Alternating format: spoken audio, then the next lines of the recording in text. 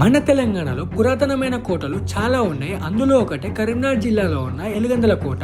ఈ ఎలిగందల కోటని కాకతీయుల రాజుల నుండి నిజాం రాజుల వరకు చాలా మంది రాజులైతే పరిపాలించారు. ఈ ఎలిగందల కోట లోపలికి వెళ్ళక ముందుగా మనకు ఒక కందకం లాంటిది కనిపిస్తది. ఈ కందకంలో ఏం చేసేవారంటే ఫుల్ గా వాటర్ నింపేసి అందులో మొసళ్ళని వేసేవారు. శత్రువులు ఎవరైతే వచ్చేవాళ్ళో వాళ్ళని రిటర్న్ అటాక్ చేసేలాగా ఉండేటివి. ఇక ఈ కోట లోపలికి వెళ్ళగానే మనకు ఒక 8 పెద్ద ద్వారాలు అయితే కనిపిస్తాయి. ఈ 8 ద్వారాలను దాటుకుని వెళ్తేనే మనకి ఎలగందుల కోట పైకి వెళ్లే దారి కనిపిస్తుంది. ఇక్కడ కనిపిస్తున్నాయి కదా మెట్లు, ఇవి చాలా పెద్దగా ఉన్నాయి. ఇవి మొత్తం 250 మెట్లు ఉంటాయి. సో అట్లా కొంచెం పైకి పోగానే మనకు ఒకటి మెట్ల బావి లాగానే కనిపిస్తుంది. అది మెట్ల బావి కాదు, అది ఒక స్వరంగ మార్గం.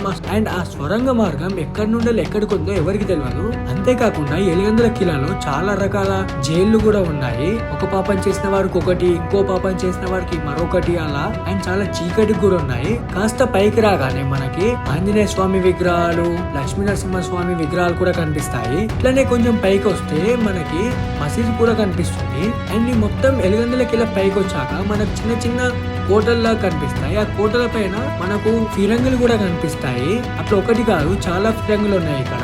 అండ్ ఈ కోట చుట్టూ ఇల్లులు ఉండేటమాట ఒకప్పుడు. ఇప్పుడైతే మొత్తం పొలాలు అయిపోయాయి. ఎలిగందుల కిలా నాకైతే చాలా అద్భుతంగా అనిపించింది. ఒకవేళ మీరు ఎలిగందుల కిలాని చూసినట్టయితే మీకు ఎలా అనిపించిందో కామెంట్ చేయండి. చూడని వాళ్ళు మన యూట్యూబ్ ఛానల్లో ఫుల్ వీడియోని వెళ్ళి చూడండి. అంతేకాకుండా మన ఫ్రెండ్స్ అండ్ ఫ్యామిలీకి వీడియో షేర్ చేయండి.